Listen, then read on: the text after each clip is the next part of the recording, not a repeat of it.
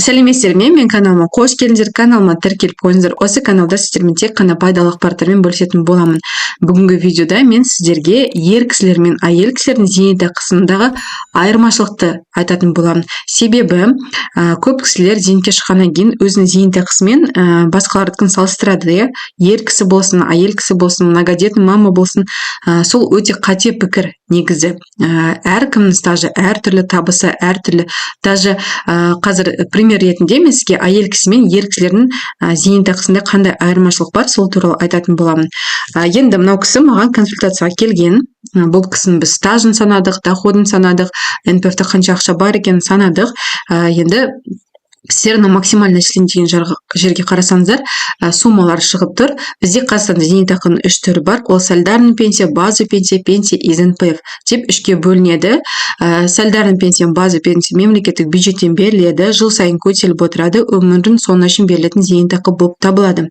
Дәл осы 3 пенсияның өзінің талаптары бар, яғни максималды мөлшерде алу үшін. Ең бірінші солидарный пенсияның талабы ретінде 36 айлық табыстың нормасын орындау. Екіншіден, 98 жылға дейін стаж болу. Осы екі талапты орындаған кезде солидарный пенсияның суммасы шығады. Базовый пенсия дегеніміз 98 жылға дейін стаж, 98 жылдан кейін стаж қосылады да сумма береді. Яғни базовый пенсияның максимальный көрсеткіші бар және минимальный көрсеткіші бар. Одан кейін НПФ-та бұл сізде НПФ-та қанша ақша бар, сол ақшаны сізге бөліп беретін зейнетақы болып табылады. Енді бұл кісіде солидарный пенсиясы 103 053 теңгені құрайды. Базовый пенсиясы 45 577 теңгені құрайды. Сонымен мемлекеттік бюджеттен алынатын зейнетақы мөлшері 148 630 теңге болады. НПФ-та ақшасы бар, сол себепті 37 782 теңгеден 15 жыл 4 ай көлемінде алатын болады. 3 пенсиясын суммасын қосқан кезде 186 414 теңгені құрайды. Осы ретте айта кететін, бұл кісі солидарный пенсия үшін норманы орындап тұр, табысын нормасын, яғни 203 060 теңге среднемесячный доходы. Бұл максимальный доход ретінде есепке алынатын болады. Хоть сізде 10 миллион, 15 миллион табыс болса да, сіздің табысыңыз 350 000 теңге болса среднемесячный, ол ондай показатель алынбайды. Доход ретінде 203 060 теңге есепке алынады 2024 жыл үшін. Келесі, стажға келетін болсақ, әйел кісілер үшін максималды стаж ретінде 240 ай есепке алынады. 240 ай дегеніміз 20 жыл. То есть солидарный пенсияны есептеу үшін бізге стажды айларға айналдыруымыз керек, жылдарды. Сонда біз айлармен есептейтін боламыз. Ер кісілер үшін 300 ай есепке алынатын болады. Бұл тек санау үшін қажетті показательдер. Енді бұл кісіде стажы өте жақсы болып есептелінеді. 63 жылы туған кісі үшін.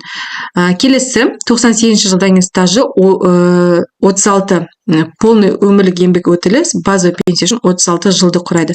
Яғни бұл 105% көлемдегі базалық зейнетақыны береді. Бұдан артық базалық зейнетақы мөлшері жоқ. Хоть сізде 35, 36, 37, 39 жыл стаж болса да, сізде бар жоқ 30 жыл стаж болса, сіз осы 105% көлемдегі базалық зейнетақыны алатын боласыз.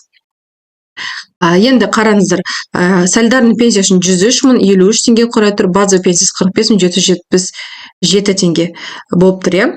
Біз енді анау солидарный пенсияның суммасын қазір мен ер кісі деп ауыстырған кезде өзгереді. Бұл қазір әйел кісі болып тұр.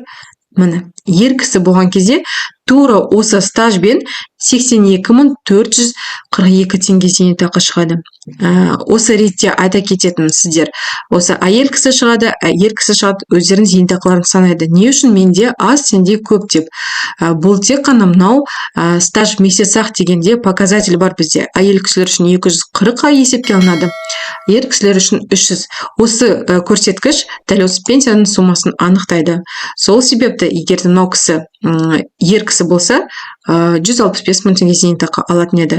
Оның ішінде 128 000 теңгесі мемлекеттік бюджеттен, ал НПФ-тан жаңағы 37 782 теңге қосылады да 165 802 теңге зейнетақы алатын еді. Бірақ бұл кісі әйел кісі болғандықтан, оның пенсияның суммасы көбірек болады. Тура осында пайдалы ақпараттар қажет болса, мен каналыма тіркеліңіздер, лайк басыңыздар, комментарий жазыңыздар. Келесі видеода кездескенше. Егер де сіздерде зейнетке шығу бойынша консультация алып, жақсы зейнетақы алғыларыңыз келсе, маған WhatsApp-қа жазыңыздар. Сау болыңыздар.